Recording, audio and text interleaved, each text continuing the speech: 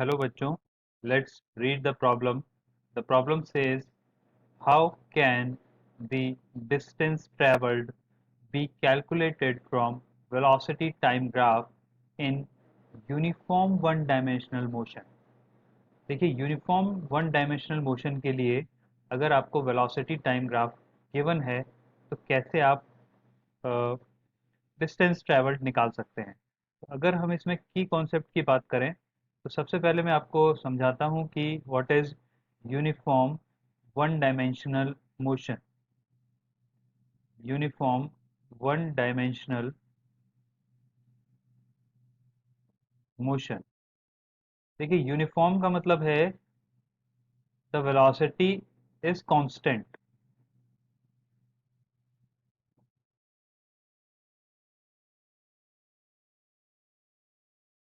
Time के साथ साथ आपका वेलोसिटी या स्पीड चेंज नहीं होगा, that is uniform. One dimensional का मतलब है कि जो मोशन है that is in straight line, means इस तरीके का मोशन है ए टू बी, किसी भी इनिशियल पॉइंट ए से फाइनल पॉइंट बी तक स्ट्रेट लाइन में मोशन हो रहा है, जिसको हम वन डायमेंशनल मोशन भी बोल सकते हैं, स्ट्रेट लाइन मोशन भी बोल सकते हैं, रेक्टिलिनियर मोशन भी बोल सकते हैं। यूनिफॉर्म का मतलब है कि इसमें जो वेलोसिटी है that will be constant.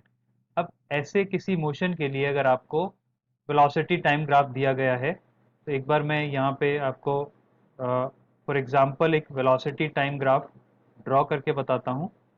Velocity time graph,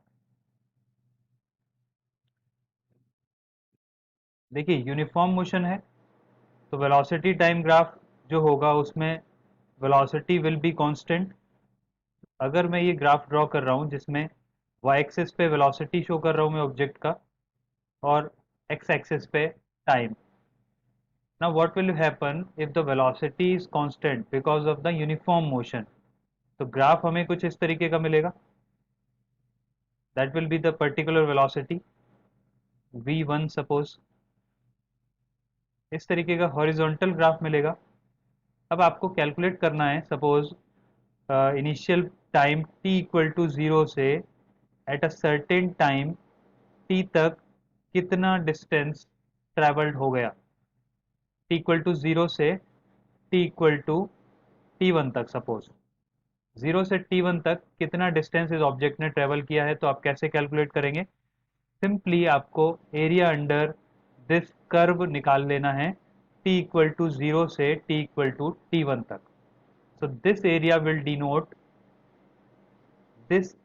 will be equal to distance traveled by the object। मतलब कि वेलोसिटी टाइम ग्राफ का अगर आप एरिया निकाल लेते हैं in case of uniform one dimensional motion, then you will get distance travelled. तो इस केस में अगर मैं डिस्टेंस ट्रेवल्ड कैलकुलेट करूं, distance will be equal to area. So how much is the area here? This is like rectangle. Suppose A, B, C, D. So ABCD is a rectangle where length of the rectangle is T1 and width of the rectangle is V1. So you will get distance traveled V1 T1. Distance traveled by the object is equal to V1 T1। Simply आपको area calculate करना है। ऐसा क्यों है अब ये भी मैं आपको थोड़ा समझा देता हूँ। देखिए जब भी यूनिफॉर्म वन डायमेंशनल मोशन होगा, सपोज ए पॉइंट से लेकर बी पॉइंट तक, और ऑब्जेक्ट का कुछ स्पीड है, कुछ वेलोसिटी है सपोज वी, और वो ऑब्जेक्ट ने मोशन किया टी टाइम तक, तो कितना डिस्टेंस ट्रेवल करेगा? डिस्टेंस का फॉर्मूला क्या होता है? Distance is equal to velocity multiply by time, या फिर वेलोसिटी की जगह स्पेसिफिकली यहाँ पर स्पीड होता है in the case of distance. But मैंने वेलोसिटी क्यों लिख दिया?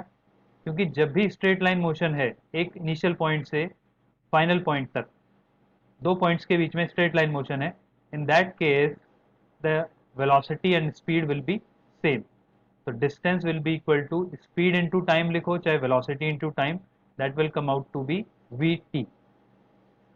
और हमारे ग्राफ से भी यही आ रहा है। अगर वेलोसिटी v1 है, टाइम t1 है, तो the speed distance will B v1 t1। और यहाँ पे हमने वेलोसिटी v और टाइम t लिया है, तो distance is v into T. I hope you understood it well. Thank you so much. Best of luck.